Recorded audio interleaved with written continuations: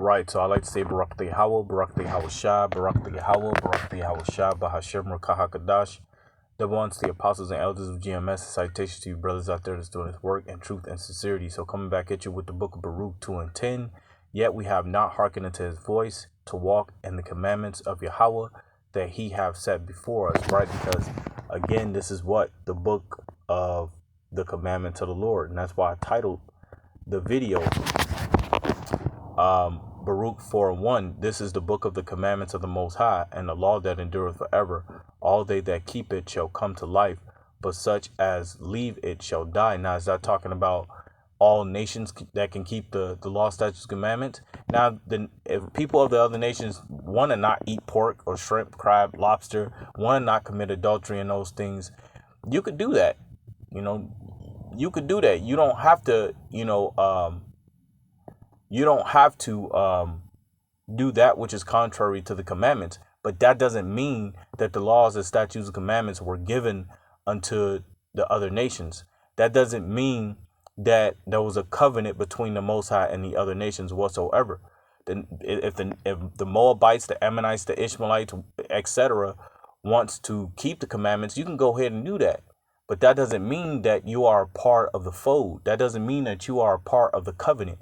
You like the Crips and Bloods, right? Let's use them as an example. You got one that wear one that wear blue, one that wear red. Now, if you had somebody outside of those gangs wearing the same colors, right? He was wearing all red. Does that mean he's a Crip? Or a Blood? If you had a dude walking around wearing all blue, does that mean he's a Crip? No, man.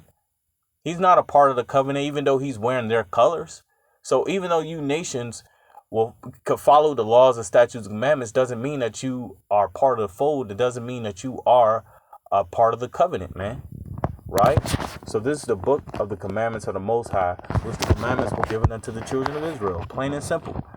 Verse 11, and now, O Lord, now, O Yahweh, power of Israel, that has brought thy people out of the land of Egypt. It's not talking about the other nations. Why is it not talking about the Egyptians or the mixed multitude that came out with Israel? It's only talking about the Israelites, right? Because the mixed multitude perish, right? Matter of fact, let's get that. Let's see if I can find that scripture, if I recall it.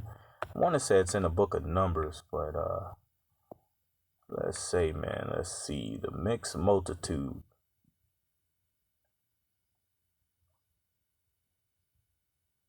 It's Nehemiah, my bad. But there is one in Numbers where it talks about the mixed multitude that were with Israel in the wilderness perished, if I can find that to roughly paraphrase it. But Exodus 12 and 38, and a mixed multitude went up also with them, and flocks and herds, even very much cattle. This is Nehemiah 13 and 3. Now it came to pass, when they had heard the law, that they separated from Israel all the mixed multitude. So the mixed multitude was separated from Israel, and those nations that dwelt in the midst of Israel also perished because of their wickedness during that time in the wilderness, right? And again, you can go find that in the book of Numbers. So the Lord isn't for everybody, man. He's only for Israel. So again, Baruch 20:11, and now, O Yahweh, power of Israel, that has brought thy people out of the land of Egypt with a mighty hand and high arm, and with signs and with wonders and with great power, and has gotten thyself a name as appeareth this day. O Yahweh, our power, we have sinned, we have done ungodly, we have dealt unrighteously, and all thy ordinances. Let thy wrath turn from us, for we are but a few left among the heathen, where thou hast scattered us. Matter of fact, you can read that in the book of Isaiah 1 and 9, right? Because it talks about the remnant, right? Isaiah 1 and 9, it says, except Yahweh of hosts had left unto us a very small remnant, we should have been as Sodom, and we should have been like unto Gomorrah. And the remnant is what's going to turn back unto the Lord, man. When you go into the book of, I want to say Isaiah.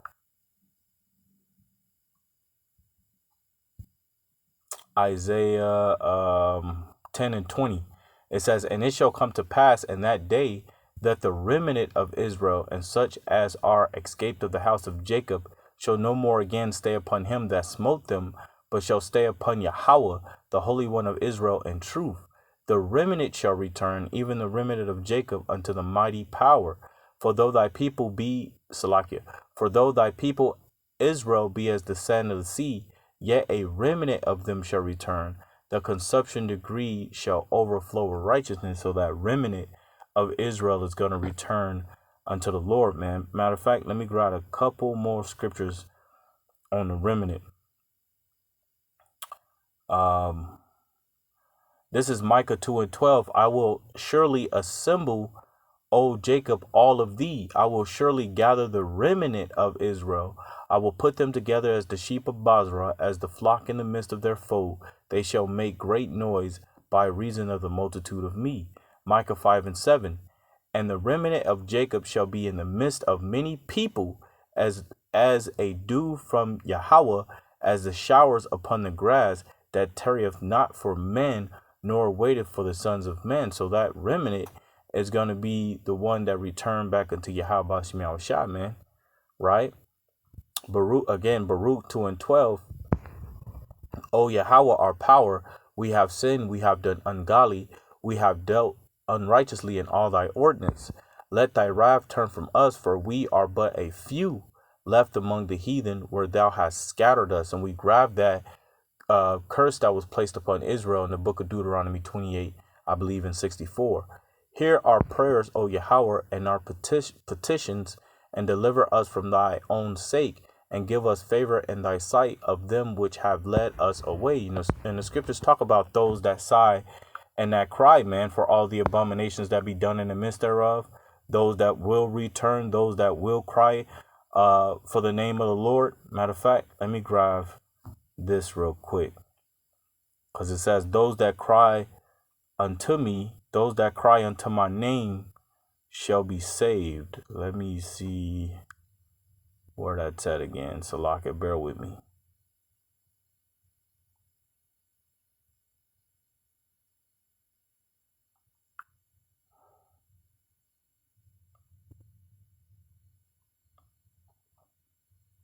Psalms 34 and 17. The righteous cry, and Yahweh heareth and delivereth them out of all their troubles. So the righteous is crying unto the Lord, man, praying unto the Lord to deliver us from this hellhole, man, to deliver us from out of the hands of our enemies. Because right now we're in the land of our enemy. And you know, you have people that sit there and say, you know, well, if y'all don't want to be in America,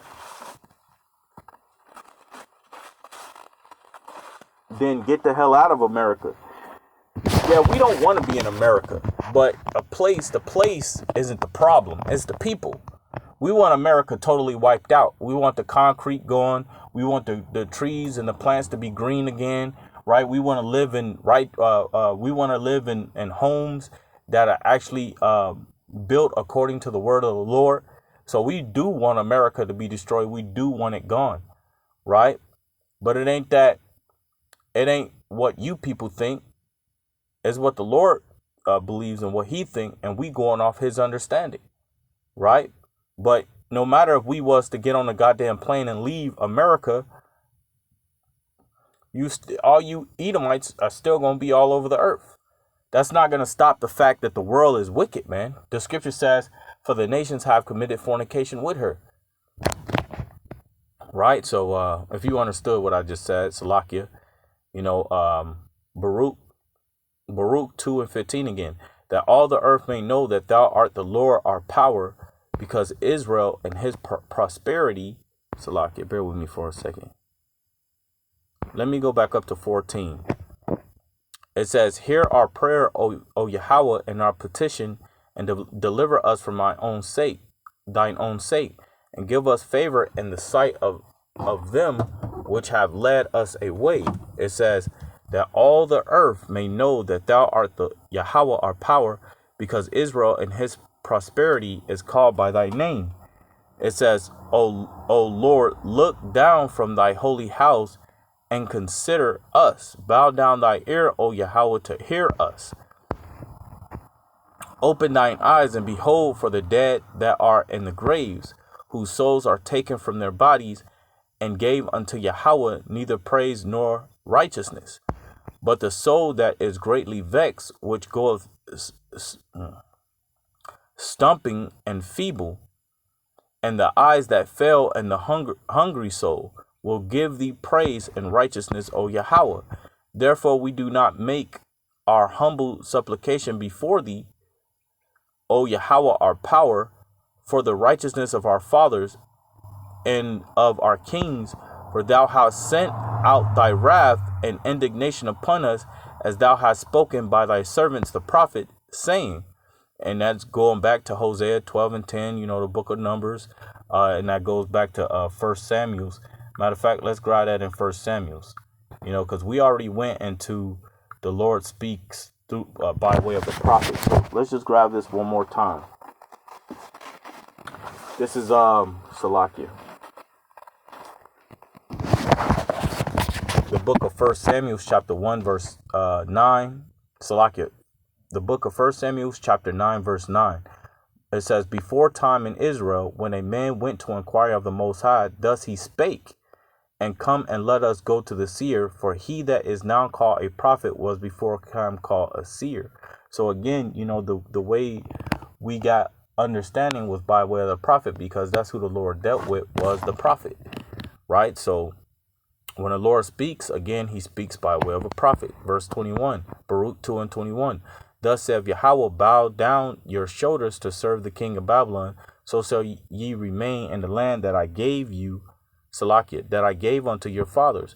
But if you will not hear the voice of Yahweh to serve the king of Babylon, I will cause to seize out of the city of Judah and from without Jerusalem the voice of mirth and the voice of joy, the voice of the bridegroom and the voice of the bride, and the whole land shall be desolate of inhabitants. But I'm going to go ahead and end it from there and come back with another one. Say Barakatah Yahweh, Bahashim Yahushua, Lord willing, this is edifying. Shalom.